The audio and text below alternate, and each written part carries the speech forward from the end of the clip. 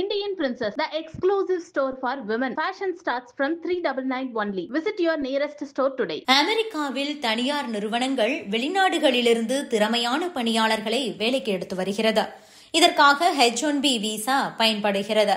இந்த விசாவில் பல்வேறு கெடுபிடிகள், கட்டண உயர்வு போன்றவற்றை ட்ரம்ப் நிர்வாகம் அறிவித்தது. இது H1B விசாவில் அதிகம் பயன்பெறும் இந்தியர்களுக்கு அதிர்ச்சியை ஏற்படுத்தும் வகையில் அமைந்தது. ஆனால் தற்போது அந்த விதிகளில் சில திருத்தங்களை செய்திருக்கிறார்கள். இது இந்திய IT ஊழியர்களிடையே ஒரு நிம்மதியை கொடுத்திருக்கிறது. அந்த திருத்தம் என்ன என்பது பற்றி நாம் இப்போது விரிவாக பார்க்கலாம். அமெரிக்க அதிபராக 2வது முறையாக கடந்த ஜனவரி மாதம் டொனால்ட் ட்ரம்ப் பதவியேற்றார்.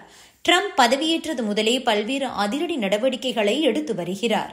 அவர் உள்நாட்டு மக்களுக்கு வேலைவாய்ப்பை அதிகரிப்பது என்ற பெயரில் குடியேற்ற விதிகளையும் விசா வழங்குவதற்கான விதிமுறைகளையும் கடுமையாக்கி வருகிறார். வெளிநாட்டு பணியாளர்களை பணியமர்த்த விரும்பும் நிறுவனம் அந்த பணியாளர்களுக்காக H1B விசா கட்டணத்தை செலுத்த வேண்டும்.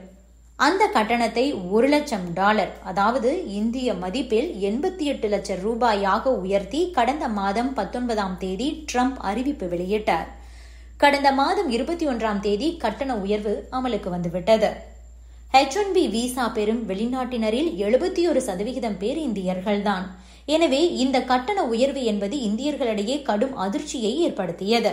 பின்னர் புதிதாக விசாவுக்கு விண்ணப்பம் செய்பவர்களுக்கு மட்டுமே இந்த கட்டண உயர்வு பொருந்தும் என்று அமெரிக்கா விளக்கம் கொடுத்தது.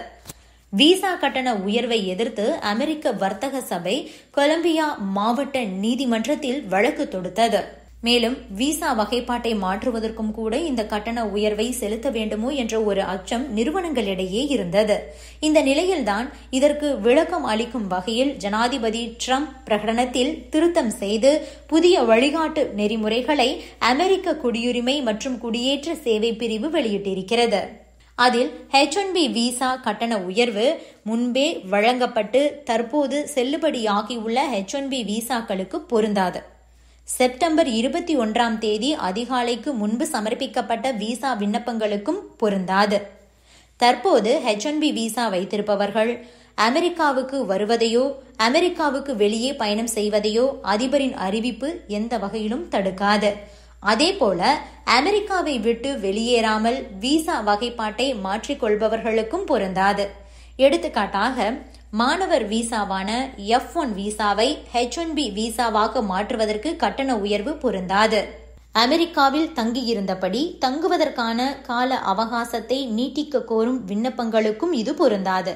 ஒருவேளை அவர்களது கோரிக்கை தகுதியற்றது என்று அமெரிக்க குடியேற்ற பிரிவு நிராகரித்தால் அவர்கள் கட்டண உயர்வை செலுத்த வேண்டியிருக்கும். அமெரிக்காவுக்கு வெளியே இருப்பவர்களுக்காக விண்ணப்பிக்கப்படும் H1B விசாவுக்கு மட்டுமே கட்டண உயர்வு பொருந்தும் என்ற ஒரு விளக்கம் தரப்பட்டிருக்கிறது. அமெரிக்க H1B விசாவில் உள்ள விதிகள் தளர்வு இந்திய மாணவர்கள் மற்றும் IT ஊழியர்களுக்கு சற்று நிம்மதியையும் கொடுத்திருக்கிறது. அமெரிக்காவில் தற்போது கிட்டத்தட்ட 3 லட்சம் இந்திய ஊழியர்கள் H1B விசா பெற்று பணிபுரிந்து வருகிறார்கள். இவர்களில் பெரும்பாலானோர் டெக்னாலஜி மற்றும் சர்வீஸ் இண்டஸ்ட்ரியில் பணிபுரிகிறார்கள் என்பதும் குறிப்பிடத்தக்கது.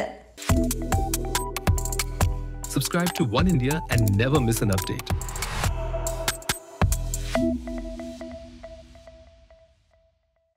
Indian Princess, the exclusive store for women. Fashion starts from 399 only. Visit your nearest store today.